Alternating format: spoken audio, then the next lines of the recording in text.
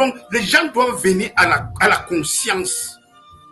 Consciencieux, dans la conscience, que cette parole doit être droitement divisée. Parce que Paul prend son temps pour dire à Timothée.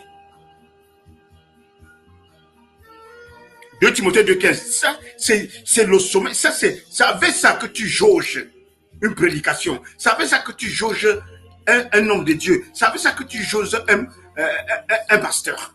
Qu'est-ce qu'il dit? Est-ce que ce qu'il dit est droitement divisé? Parce que s'il n'est pas droitement divisé, il va aller dans tous les sens. Il va parler de n'importe quoi. Il va parler tout, sauf rien. Le mieux de rester, tu connais ce que tu connais, tu restes là-dedans. Tu fais ce que tu connais, que de commencer à faire d'autres choses. Parce que la parole n'est pas droitement divisée, tu entres dans les songos, tu ressors. Tu entres, tu ressors. Tu parles de tout. Tu entres aujourd'hui dans la grâce, tu ressors tu te retrouves dans la loi. Demain, tu te retrouves avec Élie.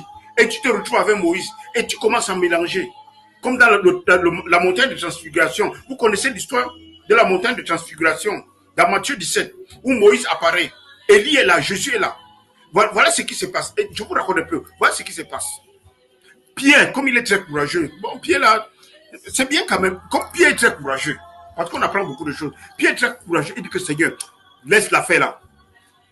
Nous allons bâtir, laisse-nous construire une tente pour toi.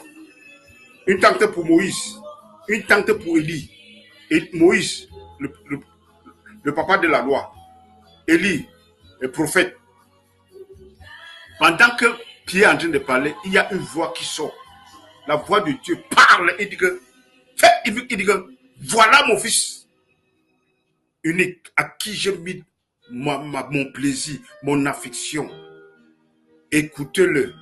Ça veut être, pendant ce temps, Moïse est parti. Élie est parti. Donc Jésus est resté. On ne mélange pas ces choses. Dieu parle. Il dit que non, Pierre, arrête ça. On ne mélange pas. C'est Jésus qu'on écoute. C'est Jésus qu'on doit écouter. Même Moïse a dit ça aux Juifs dans le désert. Il a dit dans Deutéronome 18, verset 15. Il dit que Dieu vous suscitera un autre prophète comme moi. C'est lui que vous allez écouter. Mataklos. C'est lui que vous allez écouter. Il dit que pour dire que ma part est finie ici.